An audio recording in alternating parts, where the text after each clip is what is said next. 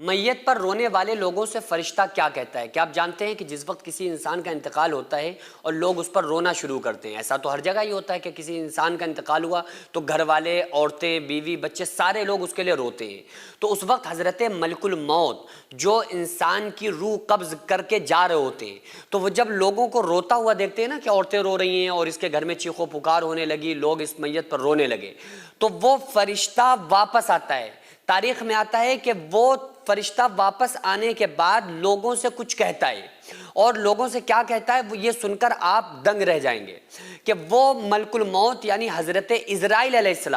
السلام ہی انسان کی روح قبض کرتے ہیں۔ یہ عزرائیل علیہ السلام جو ایک فرشتہ ہیں اور انہی کو حضرت ملک الموت کہا جاتا ہے۔ ملک الموت مطلب موت کا فرشتہ۔ اللہ تبارک و تعالیٰ نے موت پر اختیار دیا ہے، اللہ کے حکم سے یہ روح قبض کرتے ہیں۔ تو یہ حضرت عزرائیل علیہ السلام ہے، یہ ان کی ڈیوٹی ہے کہ یہ انسانوں کی روح کو قبض کرتے ہیں۔ تو یہ واپس آتے ہیں، جیسے روح نکال کے جا رہے ہوتے ہیں، لوگ رونا شروع کرتے ہیں تو فوراً گھر کے اندر واپس آتے ہیں اور لوگوں سے کچھ کہتے ہیں۔ یہ بات الگ ہے کہ اللہ تبارک و تعالیٰ نے فرشتوں کو ہماری نگاہوں سے پوشیدہ کر دیا کہ ہم فرشتوں کو نہیں دیکھ پاتے، لیکن چونکہ جو بات وہ کہتے ہیں یہ بات ہمیں ملتی ہے احادیث کی روشنی میں، تو وہ بات پر ہمیں غور و فکر کرنا چاہیے۔ تو حضرت ملک الموت جو لوگوں کے ساتھ اور فرشتوں کے ساتھ ہوتے ہیں، چونکہ ایک ہی فرشتہ تھوڑی آتا ہے روح قبض کرنے کے لیے، ملک الموت کے ساتھ کچھ اور فرشتے بھی ہوتے ہیں۔ نیک بندے کے پاس آئیں چاہے وہ بد انسان کے پاس آئیں، نیک بندے کے پاس جب آتے ہیں تو اچھی شکل و صورت میں اچھے فرشتوں کے ساتھ آتے ہیں، اچھی شکل و صورت کے فرشتوں کے ساتھ آتے ہیں۔ گنہگار کے پاس آتے ہیں تو بڑی ڈراؤنی شکل میں اور ڈراؤنے فرشتوں کو ساتھ لے کر آتے ہیں، اور اس کی روح کو نکال کر بڑے اعزاز کے ساتھ نیک بندے کی روح کو عزت کے ساتھ لے جاتے ہیں، گنہگار کی بڑی خطرناک طریقے سے کھینچ کے لے جاتے ہیں۔ تو وہ سارے فرشتے پھر گھر کے اندر داخل ہوتے ہیں اور کہتے ہیں ان لوگوں سے جو لوگ رو رہے ہوتے ہیں میت پہ، وہ فرشتے اپنی زبان حال، زبان قلب سے یہ کہنے کی کوشش کرتے ہیں کہ اے لوگوں سنو، میں نے اس بندے کی جس کے لیے تم رو رہے ہو میت پر، میں نے اس کی روزی نہیں چھینی بلکہ یہ اپنا رزق پورا کر چکا تھا، میں نے اس کی زندگی نہیں چھینی، زندگی کم نہیں کی بلکہ یہ اپنی زندگی پوری کر چکا تھا۔ اللہ تعالیٰ نے جو اس کے مقدر میں جتنی زندگی لکھی تھی، اذا جاء اجلها لا يستأخرون ساعة ولا يستقدمون، اللہ فرما رہا ہے کہ جب موت کا وقت قریب آ جاتا ہے تو ایک ذرہ نہ اس میں جلدی ہوتی ہے نہ ایک ذرہ دیری ہوتی ہے، تو فوراً وہ فرشتہ جو ہوتا ہے وہ کہتا ہے کہ دیکھو میں نے اس کی روزی نہیں کم کی، میں نے اس کا رزق نہیں چھینا، میں نے اس کی زندگی نہیں کم کی، میں نے اس کی عمر نہیں چھینی، بلکہ یہ اپنی زندگی میں جو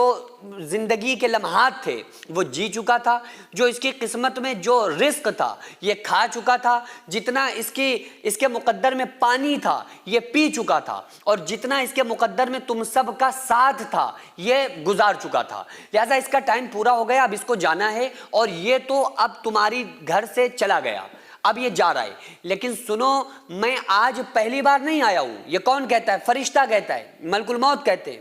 کہ لوگوں میں آج پہلی بار نہیں آیا ہوں بلکہ اس سے پہلے بھی بہت بار آیا ہوں، چونکہ ظاہر ہے کہ وہ جو انسان کا انتقال ہو رہا ہے وہ پہلی بار تھوڑی ہو رہا ہے، اس کے باپ داداؤں میں، سگر داداؤں میں سبھی کا انتقال ہوتا ہے۔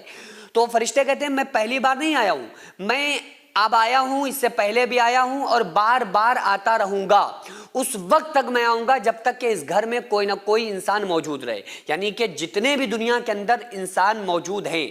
آدم علیہ السلام سے لے کر قیامت تک آنے والے، اس ٹائم 9 ارب تقریباً انسان موجود ہیں، سارے لوگوں کی جو روح نکالتے ہیں وہ حضرت ملک الموت نکالتے ہیں۔ تو حضرت عزرائیل علیہ السلام، حضرت ملک الموت، ہر انسان کے پاس عزرائیل علیہ السلام آئیں گے اور ہر انسان کو حضرت ملک الموت کا سامنا کرنا ہے۔ تو فرشتہ بڑی عجیب بات کہتا ہے کہ تم لوگ اپنی فکر کرو، اس کی فکر چھوڑ دو، میں تمہارے پاس بھی آؤں گا تو اس لیے اپنے اچھے کام کر کے رکھنا تاکہ جب میں تمہارے پاس آؤں تو پھر میں تمہیں اچھی حالت میں پاؤں، اور یہ کوشش کرو کہ میں تمہارے پاس آؤں تو راحت کا پیغام لے کر آؤں، تمہارے پاس آؤں تو موت کے ساتھ میں تمہارے لیے خوشخبری لے کر آؤں، ایسا نہ ہو کہ تم گناہ کے کام، غلط کام کرتے رہو تاکہ میں تمہارے پاس آؤں تو خطرناک طریقے سے آؤں اور تمہاری روح کو خطرناک طریقے سے کھینچ کے نکالوں۔ تو یہ ملک الموت خود نصیحت فرماتے ہیں، لیکن آقا علیہ الصلوۃ والسلام کی حدیث کا مفہوم میں نے آپ کو بتایا ہے، لیکن عجیب بات یہ ہے کہ ہم لوگ ساری باتوں کو سنتے ہیں لیکن ہماری کوئی دین اسلام کی طرف توجہ نہیں ہوتی۔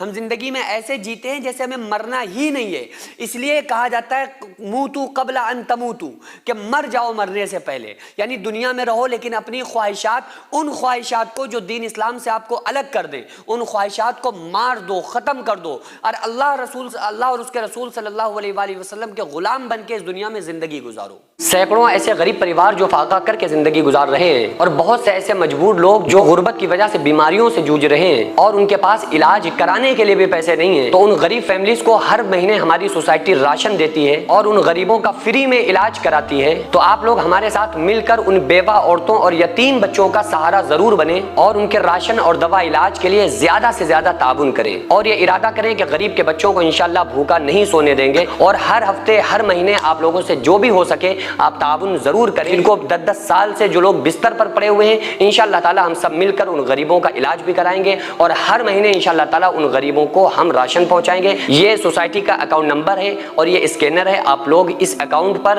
یا اس اسکینر کے ذریعے آپ غریب فیملیز کی ہیلپ کر سکتے ہیں.